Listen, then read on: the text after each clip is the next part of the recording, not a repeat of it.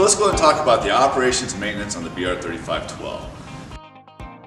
One of the cool things about the BR3512, it's a very, very simple unit to operate and definitely to maintain.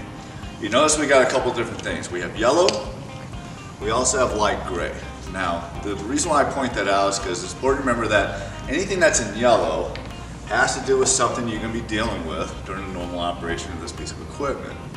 Likewise, anything that's in light gray is something you're going to deal with at the end of the day. So, remember it like this. Yellow, something I need to be trained on for daily operation. Light gray, at the end of the day, for maintenance. It's really that easy. So let's go ahead and go over the machine just a little bit, get you familiar with it. On this side, we have the key switch. So, you guessed it, if I go from off to on, well, we're going to have some indicator lights that's going to come on back here. First thing you're going to see is the actual battery indicator light. So on this side over here, we actually have the water flow. Now you can see we have a minimum, we have a maximum. Now the thing that's important to remember when you talk cylindrical versus say like a disc machine, we don't need a lot of water because the cylindrical unit is actually constantly throwing the water forward. It's not actually throwing it out. So if we're operating this machine and we have it down here, and if I start seeing water come outside, you have way too much water coming out, simply just adjust this down a little bit. That's a good thing about cylindrical. You get a great scrub, you don't need a lot of water, you don't need a lot of juice because we can reduce all that for you. So what we're going to do, again, we're going to turn the key switch on. I'm going to go ahead and hit my solution switch on this side. Now you're also going to notice we have an eco mode switch over here. Now if it's on, the eco will actually be eliminated for you. Now the beautiful thing about that, if we need to reduce the noise level and everything like that for daytime cleaning, we can. However, if you want to have maximum vacuum, maximum solution and everything else for a normal scrub or maybe even a double scrub, we'll go ahead and simply turn the eco off. Okay, but at least you have that availability. So here's what we're going to do. We'll turn the key switch on. Make sure our water flow is closer to the minimum versus the max. Again, we want to keep the water contained inside, not outside. Go ahead and do the choose between eco or not. On this side over here, this is actually going to control your vacuum on and off, but it also keeps your squeegee either on the ground or in a storage position. So go ahead, hit the switch down. That's going to engage my vacuum when I pull this yellow trigger. Now the other benefit of this machine, as you can see, I have the switch on.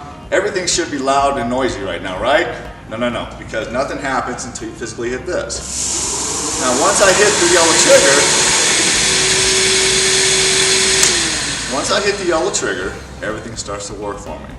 The solution's going to flow, my brush is going to spin, and my vacuum kicks on.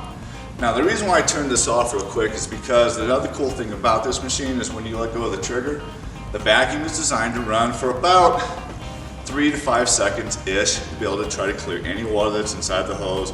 So you guess that we don't have the drip and then water coming back out from underneath the machine. So again, to go over it, simple, key switch on, water on, equal on or off.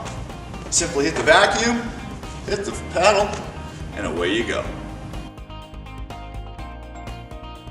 Alright, let's go and talk about the maintenance on the BR3512. We actually try to make this very, very simple for you. Remember, light gray at the end of the day.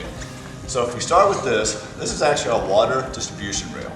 It's a good idea to go ahead and take that cover off, inspect it, make sure we got even water flow all the way across on the brush.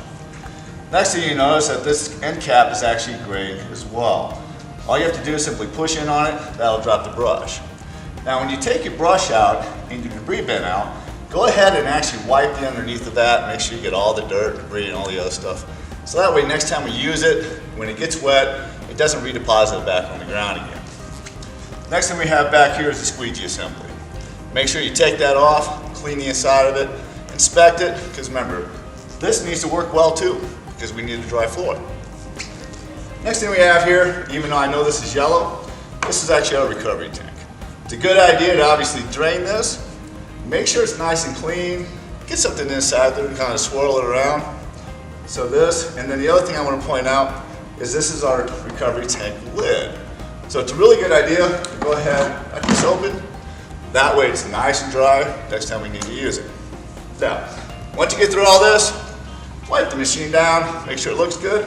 Last but not least, plug it into the wall. Why? Well, because it needs to be charged for next time around. This is all you need to know as far as the maintenance of the BR3512.